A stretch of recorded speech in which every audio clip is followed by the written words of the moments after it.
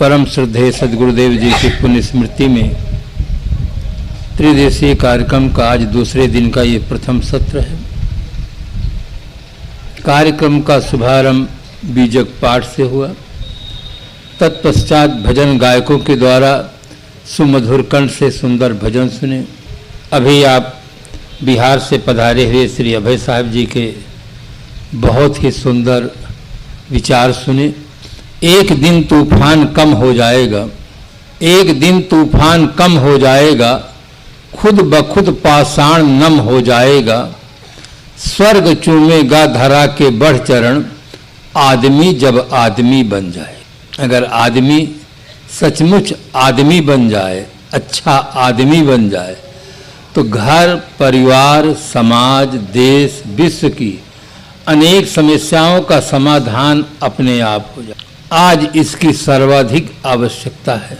अभी आप सुन रहे थे, कोई भी शक्ति अपने आप में न वरदान होती है और न अभिशाप होती। शक्ति का सदुपयोग वरदान और दुरुपयोग अभिशाप होता है।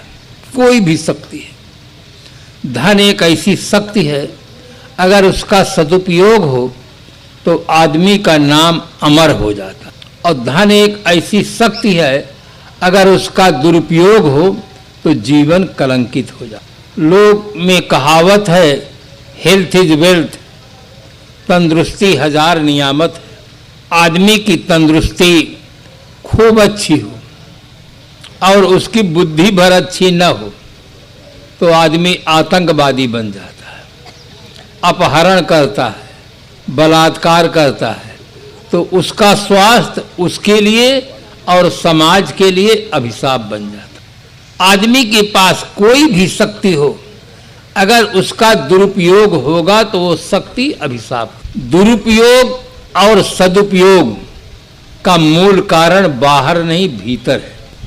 यदि आदमी के पास सदुपयोग और दुरुपयोग का मूल कारण बाहर नहीं भीतर है। यदि आदमी के पास सद्बुद्धि होगी तो आदमी प्राप्त शक्ति का सदुपयोग करता है और वो शक्ति उसके लिए वरदान बन जाती है। आदमी के पास जब दुर्बुद्धि होती है तो प्राप्त शक्ति का वो दुरुपयोग करता है और वो शक्ति उसके लिए अभिशाप हो जाती है। इसके मूल में सद्बुद्धि है।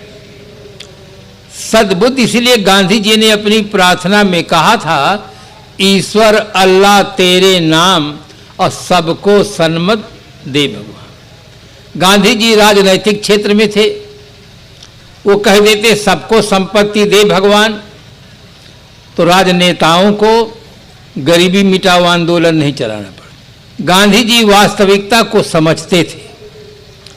संपत्ति जीवन की आधी समस्या का समाधान करती है।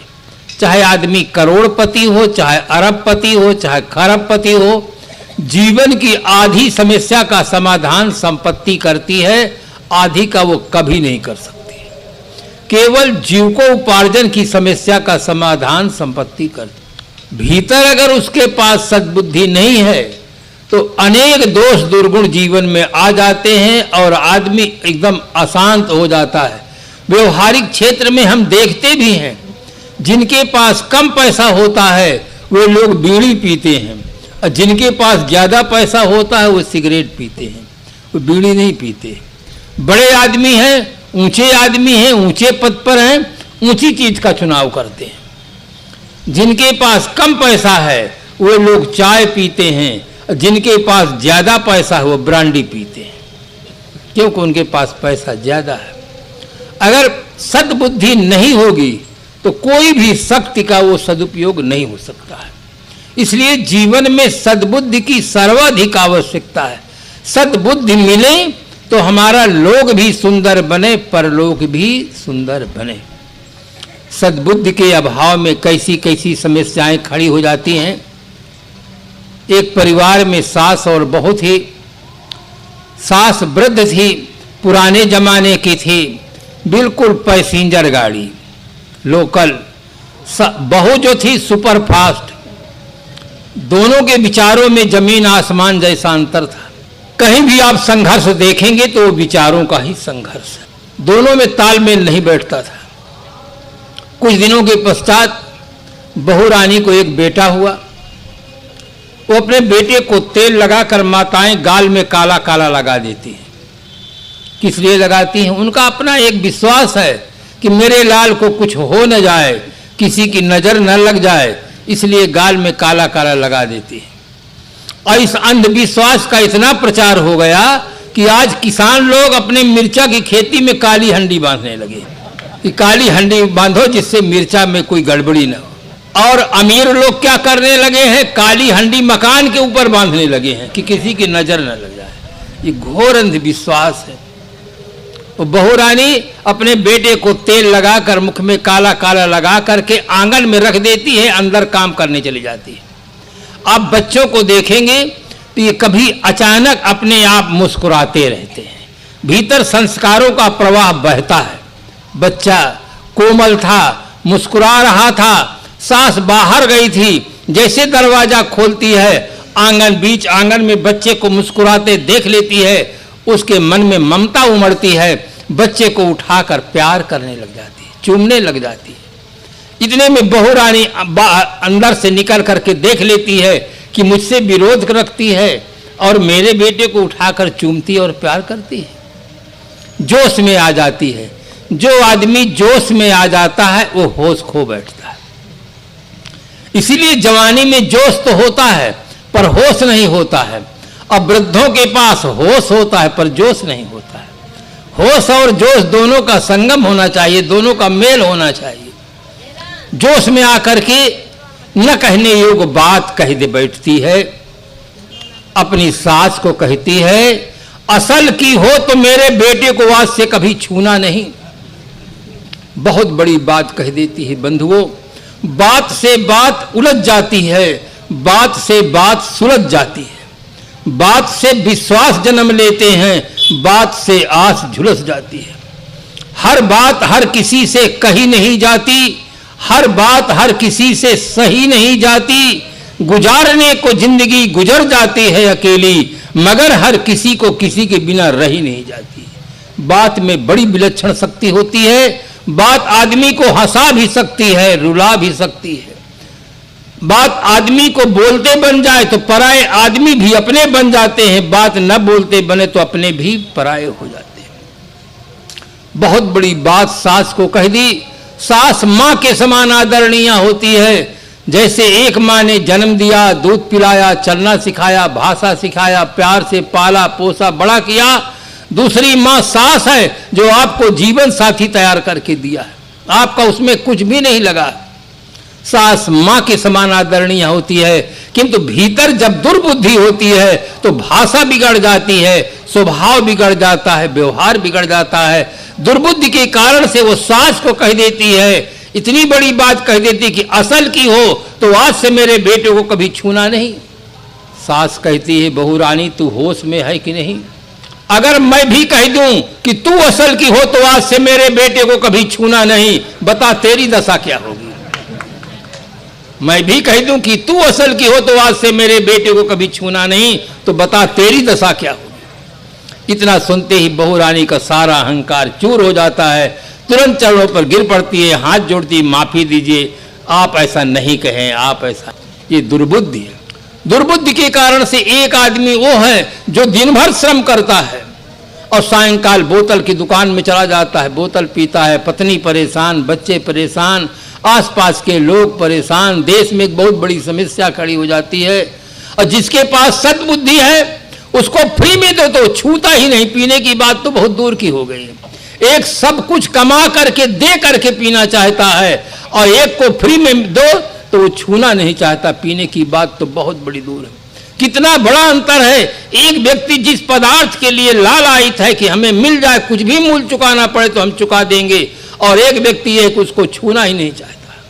ये भीतर का अंतर है, बाहर का अंतर नहीं है। इस भीतर मानसिक अंतर है। मानसिक स्थिति जिसकी जितनी अच्छी होगी उसका उतना ही अच्छा जीवन होगा। आज आदमी अपनी आर्थिक स्थिति को ठीक ठीक बनाने के लिए बहुत श्रम करता है, 8, 12, 16 घंटा श्रम कर रहा है, किंतु अपनी मानसिक स्थिति को ठीक बनाने के लिए कहता है नो टाइम, हमारे पास कोई समय नहीं, बहुत बिजी हैं, बहुत व्यस्त है। मैं तो कहता हूं आप भोजन पाते हैं उसमें भी आपका समय चला जाता है, उसको भी बंद कर दीजिए। सोते हैं आप 4-6 घंटा, उसको भी बंद कीजिए, खूब धनार्जन करिए, जितना चाहे उतना कमाए। एक शायर लिखता है, खुली छूट देता है, कमा लो चाहे जितने हीरा मोती, कमा लो चाहे जितने हीरा मोती, पर याद रखना कफन में जेब नहीं होती। याद रखना कफन में जेब नहीं होती। ज्यादा कमाओगे तो ज्यादा छोड़ कर जाओगे, कम कमाओगे तो कम छोड़ कर जाओगे, किंतु ले जाने का कोई उपाय। एक शायर लिखता है, बिना लिबास आए थे इस जहां में हम, बिना लिबास आए थे इस जहां में हम, सिर्फ एक कफन के खातिर इतना सफर करना पड़ा। संसार में जब व्यक्ति जन्म लेता है, चाहे राजा हो, महाराजा हो, रानी हो, महारानी हो, महात्मा हो, वैज्ञानिक हो, कोई भी व्यक्ति हो, उसके शरीर में वस्त्र नहीं रहता, बिना वस्त्र के संसार में आता है और 70-80 साल 90-100 साल जीता है। अंतिम में मिलता क्या है? एक कफन मिलता है।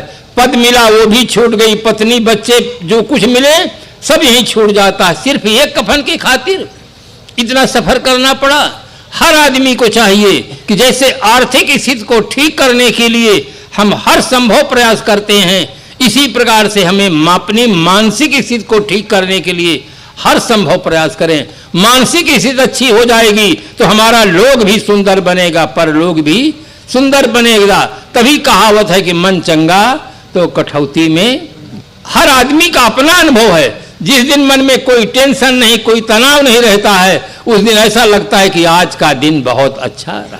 अभी अभिसावी जी ने कहा कि मन मूल है, मन कमांडर है, जैसा आदेश देता है वैसे इंद्रियां कर्म करती हैं। आज जो हमारे देश में समस्या है, पूरे विश्व में समस्या है, उस समस्या का समाधान उन्होंने बताया कि माइंड कंट्रोल के अभाव में ही बर्थ कंट्रोल की समस्या पैदा हो गई। अगर आदमी माइंड कंट्रोल कर लेता तो बर्थ कंट्रोल की समस्या ही नहीं पैदा होती, देश का अरबों रुपया बेकार नहीं जाता और डॉक्टरों को बिना काम का काम नहीं करना पड़ता। ऑपरेशन है, लूप है, ये बिना काम के काम है। अगर आदमी माइंड कंट्रोल कर लेता तो सुख से जीवन जीता हमारा राष्ट्र और अच्छा आगे बढ़ता। और आज कुछ हमारे पढ़े लिखे भाई लोग कहते हैं, मनोवैज्ञानिक फ्रायड साहब की बात जब पढ़ते हैं, वो कहते हैं मन को बस में नहीं करना चाहिए, मन को रोकना ही नहीं चाहिए, मन में जो आए वही करना चाहिए। मैं कहता हूं आदमी शहर में जाता है, अनेक व्यक्तियों को देखता है, अनेक पदार्थों को देखता है और उसके मन में जो आए अगर करने लग जाएगा तो लौट के घर नहीं आएगा, सीधे मारपीट करके सेंट्रल जेल जाएगा। मन को रोकना अत्यंत जरूरी है। मन को चाहे आप स्वस्थता से रोकें चाहे विवस्था से रोकें, बहुत सुंदर पदार्थ बने हैं। अगर आप मन नहीं रोकते हैं, 10-20 लड्डू खा लेते हैं तो अंतिम में डॉक्टर को आपके पास ही बुला के लाना पड़ेगा, आप वहां जा ही नहीं सकते हैं। पदार्थ इतने बने हुए हैं कि वो पदार्थ आपके पेट के अंदर में जमा भी नहीं हो सकता। इसलिए बंधुओं, चाहे विवस्था से मन को रोको चाहे सुवस्था से रोको, ये सत्संग स्थल है। यहाँ ज्ञान प्राप्त करके, बोध प्राप्त करके सुवस्था से अपने मन को कंट्रोल करो, जिससे हमारा जीवन सफल